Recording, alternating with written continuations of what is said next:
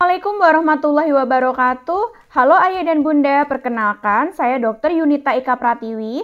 Kali ini saya akan membahas tentang ibu hamil sadar kontrasepsi atau BuHaSi. Ayah dan Bunda, perencanaan keluarga dapat digunakan sebagai salah satu cara untuk meningkatkan keselamatan dan kesehatan ibu dan bayi. Dengan cara mengatur jarak yang sehat antara satu persalinan dengan kehamilan berikutnya. Salah satunya dengan cara merencanakan KB pasca persalinan. KB pasca persalinan merupakan upaya pencegahan kehamilan dengan menggunakan alat dan obat kontrasepsi. Pemasangan dapat dilakukan segera setelah persalinan dilakukan atau hingga 6 minggu setelah persalinan dilakukan. Namun semakin cepat pemasangan dilakukan akan lebih baik untuk memulihkan badan sang ibu agar dapat fokus merawat bayi. Mengapa KB pasca persalinan itu penting? Menjarangkan kehamilan selama 2 tahun dari persalinan sebelumnya penting untuk keselamatan dan kesehatan ibu dan bayi. Kondisi ibu perlu sehat dahulu sebelum kehamilan berikutnya. Selain itu, bayi juga perlu nutrisi, stimulasi, dan pemantauan perkembangan yang cukup. Masa subur seorang ibu sudah terjadi sebelum mendapatkan haid kembali setelah melahirkan. KB pasca persalinan mencegah terjadinya kesundulan.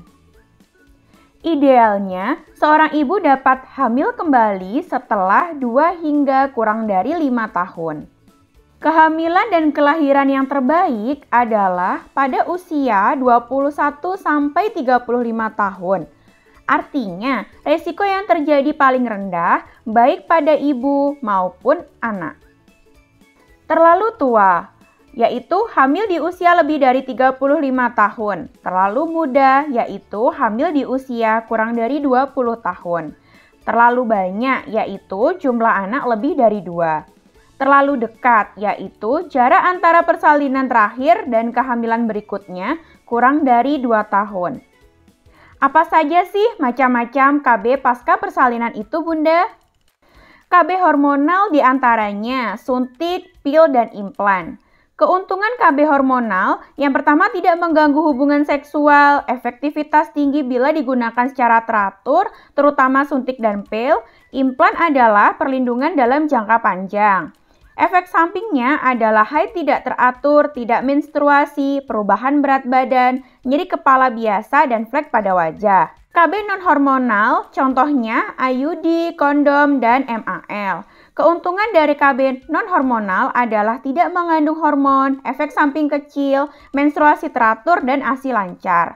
Efek samping dari KB non-hormonal, IUD dan kondom sedikit mengganggu hubungan seksual. Kondom dapat menyebabkan alergi dan efektivitas tergantung dari keteraturan pemakaian. Berikut ini adalah pilihan metode kontrasepsi jangka panjang beserta dengan waktu pemasangannya. Alat kontrasepsi dalam rahim atau AKDR atau IUD atau spiral adalah KB jangka panjang selama 8 tahun. IUD tidak mengandung hormon, dapat dipasang sebelum 48 jam atau 4 minggu pasca persalinan. IUD tidak mengganggu produksi ASI. Implan adalah KB jangka panjang selama 3 tahun, mengandung hormon progestin, dan implan dapat dipasang langsung setelah bersalin dan tidak mengganggu produksi ASI. Tubektomi atau metode operasi wanita atau steril pada wanita adalah pilihan KB permanen. Dilakukan dengan pemotongan atau penutupan saluran telur sehingga tidak dapat dibuahi. Selanjutnya, ada pilihan non-metode kontrasepsi jangka panjang beserta dengan waktu pemasangannya. Pertama adalah mini pill atau pil progestin.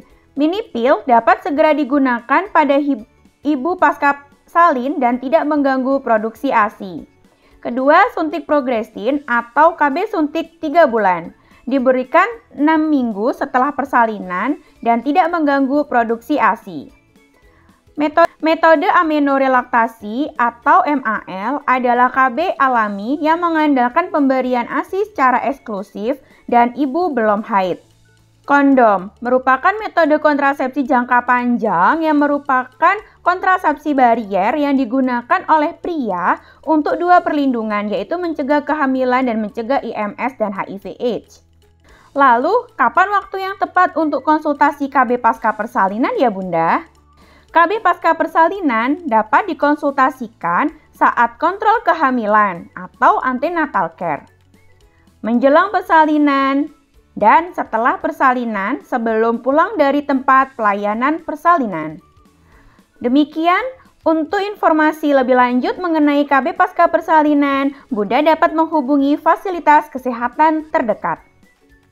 Terima kasih atas perhatiannya, semoga Bunda dan keluarga selalu sehat. Berencana itu keren loh Bunda.